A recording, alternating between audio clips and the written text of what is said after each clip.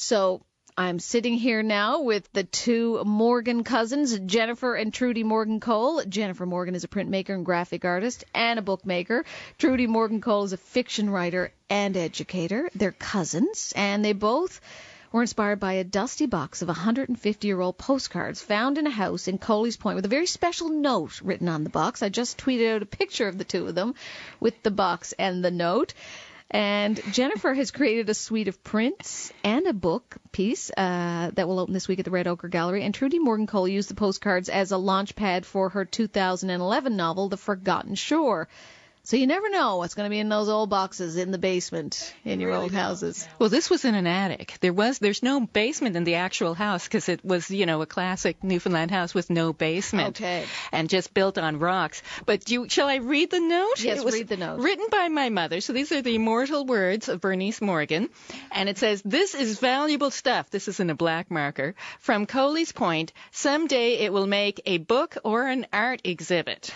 I love that note. When I started working on the book, That Forgetful Shore, I asked Jennifer where the postcards were, and she said, my mom's got them at her place in a box. And when she dropped them off and I saw the note, it just cracked me up because, in some families, a box of vintage postcards with a note saying this is valuable stuff, the person might presume there was some monetary value, but I just love that my family's idea of valuable stuff is something you can make art out of. So the fact that, I use them as the inspiration for a novel and then Jennifer uses them to produce these beautiful prints is, I just think it's great.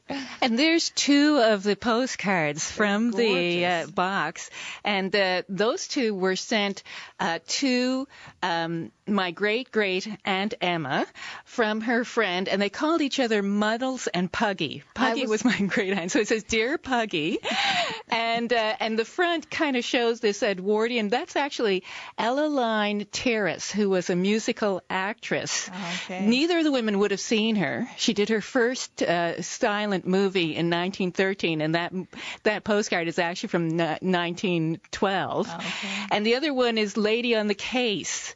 What does it say there? I can't remember what the text on the front is. "And when a lady's in the case, all other things give place." And it's a rather coy picture of a woman talking to a private eye. And, of course, he's got all his attention on the lady, and you can tell he's kind of distracted. The postcards are just, the pictures on them are just fascinating. Before my novel came out, I did a little thing on my blog where I posted some of the postcards without their captions and got people to make up captions for them. Yeah. And they're just so funny and interesting. But the story, the letters on the back of them are just fascinating historical documents too. Yeah, the Ellaline Terrace picture actually is kind of poignant because Muddles is talking about, she says, "Oh, my dear, my way is not made clear yet, but George says he will do everything short of chaining me on." With a piece of with chain a piece to of keep chain me from going. And we don't know, from going. We don't know where she was going to go or why George wanted to stop her from going. And Will and Floss are the other way, and I haven't made up my mind. So it's a classic Newfoundland problem,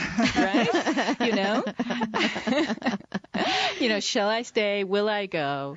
Yeah. So Trudy wrote a novel, and I did the artwork. Yeah, and it's they're very different. My novel is not really based on the two women who wrote the postcards because we don't know enough about them to write a novel about them. We know so little, particularly about the woman who sent the postcards. But it got me thinking about the lives of women in Newfoundland in the early 20th century, what their choices were, what a friendship that was carried out mostly over correspondence might have been like. Mm-hmm. And that was the germ of the idea for the novel. And then Jennifer took quite a different direction, I guess, in responding in visual art to the postcards. Yeah, one of the things that really struck me, Angela, was how the front didn't match the text. Yeah. There is a juxtaposition there. Yeah. And also how a lot of the postcards, the two I've shown you, are kind of pop art ones of the day, but there weren't postcards that were from Newfoundland. And there's a few in the collection, one in particular and Holy Rood is spelled wrong. It's spelled Holy Grood.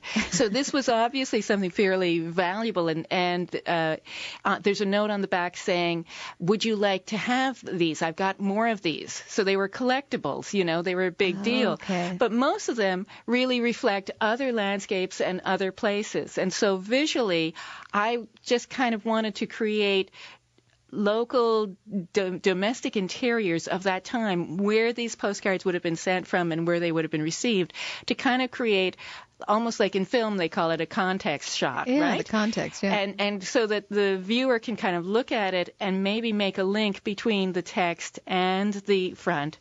And I also really wanted to honor the text. It was really important to me that when I showed one side of the postcard that I showed the back, so that you're kind of asking the same questions I am as, why did she choose this image, and what does this say? So like the Ella Line Terrace, to me, that's sort of an ideal of femininity and the ideal hourglass and the waist and the figure of that time.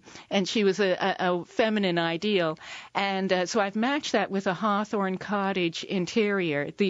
The Arctic room in Hawthorne Cottage, which ironically is called the Arctic room, which is very masculine because it's after Captain Bob Bartlett and his great adventures. But it was actually designed and decorated by his wife and his mother and his sisters. So it's a very feminine room and the feminine ideal of the Edwardian era. What was it? What do you know about the woman? What do you know about Puggy? Puggy, who was our great aunt, I think, was a woman named Emma Morgan, who grew up in Coley's Point, went to school in St. John's, was probably out teaching in Outport schools by about the age of 14. And her postcards mostly cover from about 1907 to 1917, which were the years that she was teaching. She got married in 1917. She lived and worked in a lot of these small Outport schools, one-room schools, and she apparently kept every postcard that anyone ever sent to her. Yes. So, and it's a great collection. I mean, these ones between her and her friend Puggy, there's about a dozen of those. Or she's Puggy. Her friend Muddles. But then there's, of all the postcards she kept from friends and former students, there's probably over 100 postcards in the collection. Yeah. So she was obviously well loved as a teacher and spunky and fun. Yeah. So it's just a great tiny little glimpse into life in Newfoundland in that era, and I find it fascinating. I could talk about this all morning, but seeing the two of you together, looking at these postcards, opening up the box, seeing the sort of connection that you guys have as cousins, have you ever collaborated on a piece? No, that would be so much fun. There you go. I invite you to both collaborate. I think this is the closest we've ever come to collaborating, is producing two completely different artworks based on the same things, but it certainly would be interesting to do that. Yeah. But the book really captures a lovely feeling, and Trudy has actually said it in the family house in Coley's Point, and you have this feeling of one woman who's on the cusp of this wonderful 20th century where everything is happening and everything's changing. She travels and she does wonderful things and exciting, meets communists, and meets the union movement, and the other one stays at home and marries a fisherman. And you do have that feeling in the original Muddles and Puggy postcards. There's a sense of regret that one woman seems to feel a little, that her life is a little less exciting than her friends, and I think that comes through a sense of regret or almost resentment, but not quite, in the postcards. Yeah. Jennifer, when does your art show open up? It's actually, the show has opened on the 28th. Okay. It's at the Red Ochre Gallery, but we're doing an artist talk and a reading. Oh, Trudy's excellent. doing a reading this Wednesday on the 12th at 7:30 p.m. at the Red Ochre there on Duckworth Street. So we're really hoping people who are curious about the postcards and the story behind yes. them will come out and hear that, because we'll show some of them off and talk about it, and Jennifer will be talking about her prints. They're so beautiful. The penmanship alone, excellent penmanship. Handwriting was much better in those days. There's no doubt about it. Terrible punctuation, though. Yes, if you read through them, they're written all in basically one long sentence with no real breaks for punctuation. And the postcards themselves kind of inform where the sentences start or end. Yes, yeah. Thank you both for coming in and showing me these lovely things. They're quite an inspiration. I can understand why they inspired you both. Thank you. Thank you. Thank you.